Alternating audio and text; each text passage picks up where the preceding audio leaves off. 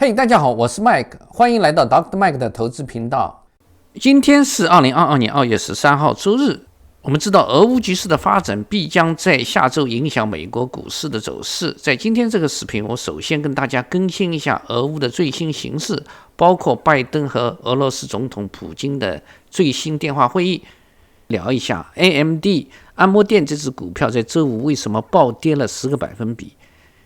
对它的关键点位做一更新，可以买入吗？另外我们聊一聊特斯拉最新的电池技术对NIO它将会增加年产额外的6万辆产能吗？希望对大家有所帮助。 OK，let's go。 拜登和普京在12号就乌克兰局势进行了1个小时的电话会议。拜登表示美方呢是致力于外交途径来解决俄乌的干戈，但是呢，拜登也是威胁说，如果谈判失败导致战火，不排除呢美国以及西方盟国对俄罗斯实施严厉的制裁，并且呢警告普京说，俄罗斯的国际地位也将受到重大的影响。不过呢，拜登在俄罗斯最关切的北约不再东扩，北约不在乌克兰部署武装力量，以及北约回到1997年前的状态等俄罗斯最关心的一些重要问题上呢，并没有任何的实质性的一个回应。而在乌克兰问题上，普京则表示，俄方不明白美国为何发放俄罗斯即将攻占乌克兰的这样一种假新闻，并且呢，指责西方在没有施压乌克兰实施明斯克协议方面施加更大的压力。普京也是一度暗示美国目前是歇斯底里，暗示俄罗斯即将攻占乌克兰。而美方拜登也是反呛普丁，如果俄罗斯没有计划进攻乌克兰，为何他在边境的兵力不减反增？而且呢，目前有最新的消息，俄罗斯已经在乌克兰的边境部署了可以发射核炮弹的自行火炮。可见拜登和普京的这次谈话也是各说各话，没有取得任何实质性的进展。目前呢，俄罗斯已经在乌克兰边境部署了超过10万的俄罗斯大军，呈三面之势包抄乌克兰。更多的登陆舰以及潜艇也是集结在地中海以及黑海，规模呢已经达到了冷战以来之最。不过，面临俄罗斯大军压境，乌克兰最近也举行了大规模的军事演习，而且呢，军方的领导人也一度表态，让乌克兰成为俄军的坟墓。美国最新的举动也是加派了3000军人抵达波兰，应对俄乌危机。根据最新的德国媒体的披露，美国军方以及 CIA 已经通知了北约各国，俄罗斯最快在2月16号进攻乌克兰。目前看来，俄乌危机也是箭在弦上，大有一触即发之势，也必将影响美国股市的走势。所以让我们继续密切关注俄乌危机的发展。所以在这个频道，我也会持续密切关注俄乌事态的最新发展，跟朋友们做出及时的更新。AMD 是暴跌了近10个百分比，我们来看一下是什么原因造成的啊？首先在基本面啊，在上周我跟大家制作视频也是分享了它的最新的财报。简而言之呢，它是报了一份非常优秀，可以说非常亮眼劲爆的一个财报，所以呢，也是对未来的发展也是充满了信心。在这一周呢，基本面方面，AMD 在收购 Xilinx 方面也是收到了所有的主要国家的一个监管批准，包括美国的、欧洲的和中国的批准。所以呢，从这2条消息我们都看出来， AMD 在基本面方面，我个人认为是一点问题也没有，非常强劲。那么到底是什么原因造成了它今天的大跌呢？我个人觉得呢，主要是2个原因。一个呢是在大的环境方面，在前面对大盘的分析，我们可以看到，由于呢对通货膨胀的担忧以及美联储的最新的鹰派的一个态度，科技股呢在今天是连续第2天是大幅的抛售，所以呢造成了对科技股的板块，包括半导体芯片板块，造成了非常大的一个负面影响。不光光是 AMD， 我们看一下 NVIDIA， 它是将在下周公布它的财报，今天的股价也是大跌，目前呢是跌了有7个百分比。所以呢是对整个的板块是被抛售的一个板块之一。AMD 不幸也是受到了一个牵连。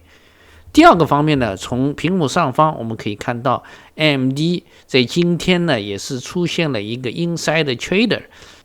从屏幕上方我们可以看到 AMD 的首席财务官，他总共是出售了28,964股的 AMD 的股票，这样的价值呢是在350万。当然从个人来讲呢，这并不是一个非常大的可足以引起它的股价大跌的这样一个影响因素，但是由于他是公司的高管、首席财务官，所以呢他的抛售也会对市场产生一些误导啊，有可能会有机构包括个人认为这是对他看空的一个信号，从而呢也引起了 AMD 股价的一个下跌。所以我们看到在这些因素的影响下，今天 AMD 也是大跌了12.6块，是暴跌了10个百分比，一举跌破了200天均线的支撑，最终呢是收在了113块。而且我们看到今天下跌的量也是非常大，属于放量下跌，也有迹象表明呢有机构也是获利离场。对我来说呢，我还是非常看好 AMD 的基本面。在上周的视频分析它的财报的时候呢，已经跟大家做了详细的一个分析，在这里呢不做累述。对我来说呢，我觉得如果有朋友想要入场买入 AMD 这只股票的话呢，我认为在99块钱，也就是在100块钱这个支撑位附近，将是一个很好的一个入场点。这也是我自己非常关注的一个价位。当然，这只是我的个人思路，并不是投资建议。特斯拉下一代电池技术结构电池组 （Structural Battery） 即将要量产了。在最新的车主手册中，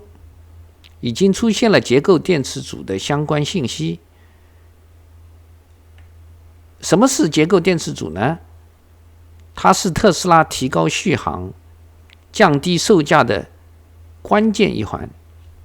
视频有点长，但看完以后你会了解特斯拉先进的制造工艺的底层逻辑。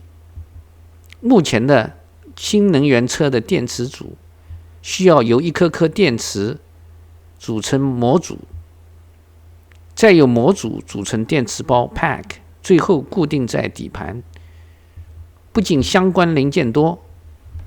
组装环节复杂，而且有限的空间都放了模组、重量这些中间部件，再想多放电池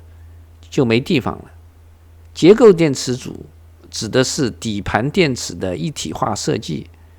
完全取消了模组和电池包，电池直接和底盘集成，电池用高强度结构胶和底盘直接连接，既充当能源部件，也是车身结构部件。核心的思路就是高集成，砍掉一切不必要的环节，彻底摒弃换电，像极了当年的苹果手机不可拆卸的电池设计。这样做有3个好处：第一，整车刚度提升的同时，减少了370个中间零件，降低了10%的制造时间，简化制造流程，大幅降低成本。第二，结构件的减少不仅让车身减重，并且有了更多放电池的空间，续航提升14%，相当于现在660公里续航的 Model Y 提升到了752公里。第三，也是最关键的一点，电芯重量更加接近整车的自芯，操控不仅变得更加犀利，而且呢，给底盘留出了更多的溃缩空间，对侧向碰撞有更好的防护。相反，因为结构电池组的高集成必然伴随维修困难，不过更高的一个强度让电池受损也没那么容易。结构电池组将率先搭载在德国柏林工厂生产的 Model Y 上。特斯拉这段时间呢，基本上是在这根支撑位，也就是在893块钱的支撑位上方做一个横盘的整理，今天呢，随着大盘的大跌，特斯拉也是大跌了近45块钱，是跌了4.9个百分比，也是跌破了893块这根支撑位，曾经一度呢也是跌破了200天的均线，稍稍有所收起，正好是收在了200天均线，也就是在860块钱。下一步呢，要看特斯拉能否守住200均的这根支撑位。根据当地媒体 AutoTime 的最新报道，NIO已经在中国的安徽省合肥市启动了面向大众市场子品牌的车型的开发。该报道称，这个车型呢将被定位在 NIO 现有的 SUV 和轿车车型之下，预计的年产量为6万辆。但是报道没有援引任何的消息来源。在报道中重点描述了中国的小城市和农村地区的人们在春节期间呢，看到从大城市开回来的电动车所表达的新奇感。因为中国的小县城的居民很少拥有新能源汽车，所以呢，他们看到这种车的时候呢，表达出了非常羡慕。另外呢，这个报道也没有提供关于NIO子品牌更多的信息，只是表示呢，未来的销售渠道目前正在渗透到包括边远的内蒙古和黑龙江等地区的3、4线城市。去年呢，关于NIO子品牌的传闻呢就甚嚣尘上，尤其是去年4月底的时候，当江淮汽车开始为江淮和NIO年产6万辆、代号为双子星的车型进行生产线建设招标的时候呢，这一个话题就被热议。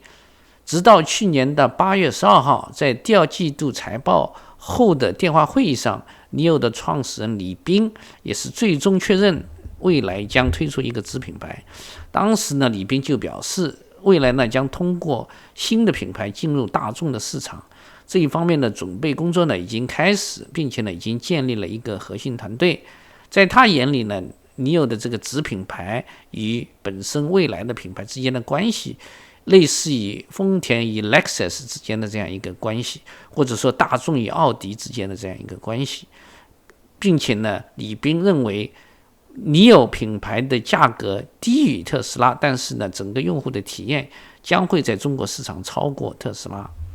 我们知道，目前呢，NIO是中国唯一一家在高端的电动车市场站稳脚跟的本土汽车制造商。而且呢，交易量已经稳定在每月1万辆左右。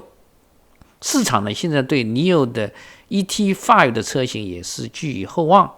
因为该车型呢将在9月份开始交付，它的价位呢比第一款的 ET7 的车型呢也是要低，所以呢，NIO也是开始注意平衡高端市场与中低端市场的这样一个关系。所以现在市场对NIO低价的子品牌也是寄予厚望，希望它可以给公司带来强大的一个新的增长的引擎。对我来说呢，我也是非常对NIO的这个子品牌即将推出呢非常高兴，因为虽然NIO最初呢是专注于一个高端市场，但是由于中国的高端消费者是一些最早采用电动车的人，那么在公司在未来的几年中推出大众市场的一个产品呢，至关重要。因为如果NIO只是停留在市场的高端，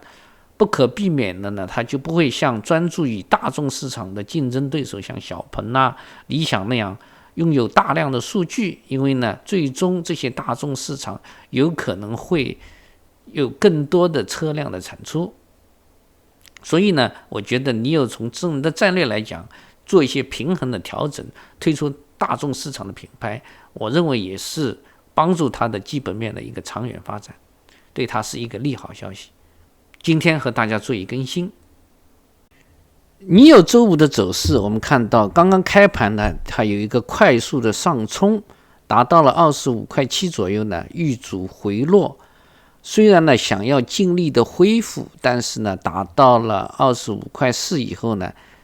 不行，再次回落，然后做一个横盘整理，一直到下午，随着大盘的大泻，NIO也开始大跌，最低达到23.7块，到收盘呢稍稍有所收起，最终收在了24.1块。我们回到日 K 线，所以我们看到在上涨的过程中明显的受到了21天均线、阻力线的压力以后呢回落，最终全天是下跌了近5个百分比，跌了1块2毛5。